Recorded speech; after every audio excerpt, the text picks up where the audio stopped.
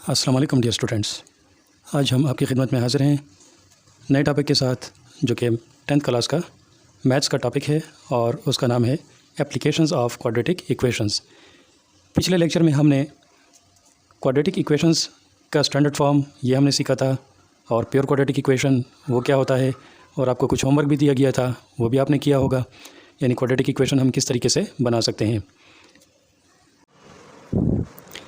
तो चलें आज बात करते हैं कि क्वाड्रेटिक इक्वेशंस आप कहाँ कहाँ पर यूज़ कर सकते हैं, यानी इसका डेली लाइफ में क्या इस्तेमाल है।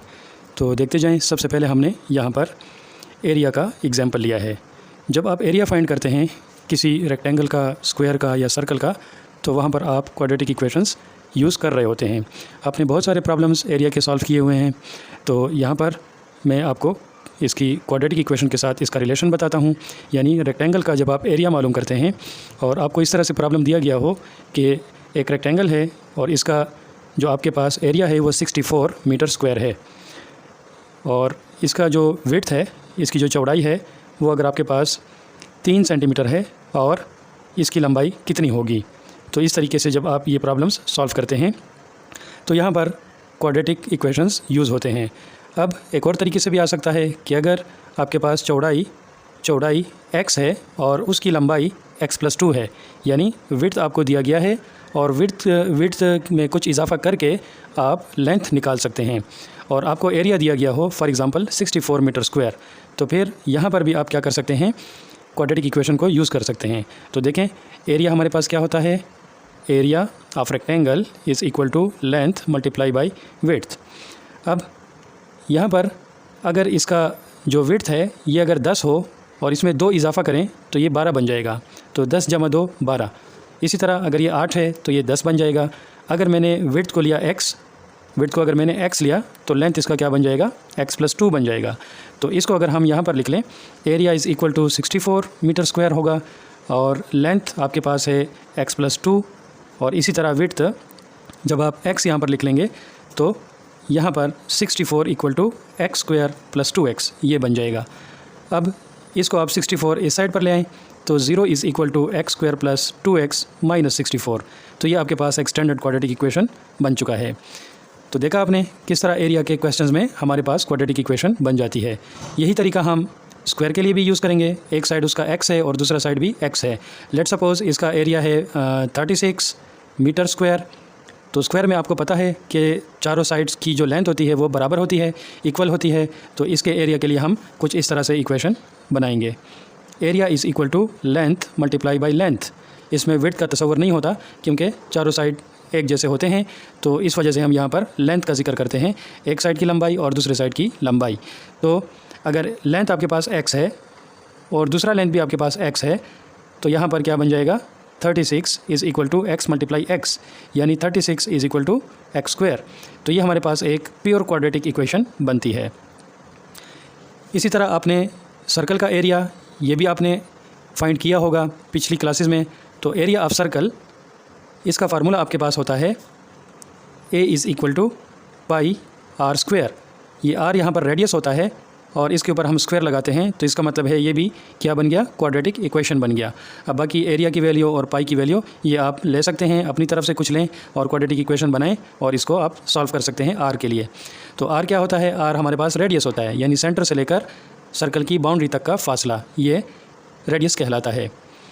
इसके बाद मैंने एक दूसरी एग्जांपल ली है, पाइथागोरस थ्योरम, यानी ये भी आप लोग पढ़ चुके हैं पिछली क्लासेस में। जहाँ पर राइट एंगल ट्रायंगल होता है वहाँ पर पाइथागोरस थ्योरम अप्लाई हो सकता है। तो मैंने यहाँ पर एक राइट एंगल ट्रायंगल बनाया है जिसमें ये साइड बेस है और ये परपेंडिकुलर है और ये हाइपोटेन्यूज है, क्योंकि ये वाला एंगल जो है ये 90 डिग्री है, तो 90 डिग्री के सामने हमेशा क्या होता है, हाइपोटेन्यूज होता है। अब पाइथागोरस थ्योरम के मुताबिक हाइपोटेन्यूज का square is equal to base square plus perpendicular square. तो ये हमारे पास एक फार्मूला बनता है राइट एंगल ट्रायंगल के लिए, और इसमें आप देख सकते हैं कि यहाँ पर पावर क्या है, 2, 2 और 2। तो ये भी एक क्वाड्रेटिक इक्वेशन बन जाती है। इसी तरीके से आपने फ़िज़िक्स में या मैथमेटिक्स की प्रॉब्लम में भी आपने डिस्टेंस फाइंड किया होगा। फ़िज़िक्स में अमूमन बहुत ज़्यादा 9th की क्लास में ये डिस्टेंस वगैरह नापा जाता है, तो वहाँ पर ये फार्मूला आप लोगों ने पढ़ा होगा, S = VT। यानी डिस्टेंस फाइंड करने के लिए हम जो फार्मूला यूज़ करते हैं S = VT, तो ये भी क्वाड्रेटिक इक्वेशन है। यानी यहाँ पर देखें v का पावर 1 है और t का पावर भी 1 है, तो इन दोनों को मिलाकर यहाँ पर पावर बन जाएगा 2। अब यहाँ पर हमने 2 क्यों नहीं लिखा? इसलिए नहीं लिखा कि अगर यहाँ पर v हो और दूसरा भी v आ जाए तो फिर हम इसको लिखते हैं v²। लेकिन यहाँ पर दोनों मुख्तलिफ वेरिएबल्स इस्तेमाल किए गए हैं। एक v है, रफ्तार को ज़ाहिर करता है, और दूसरा t है, ये टाइम को ज़ाहिर करता है, और s का मतलब फासला यानी डिस्टेंस।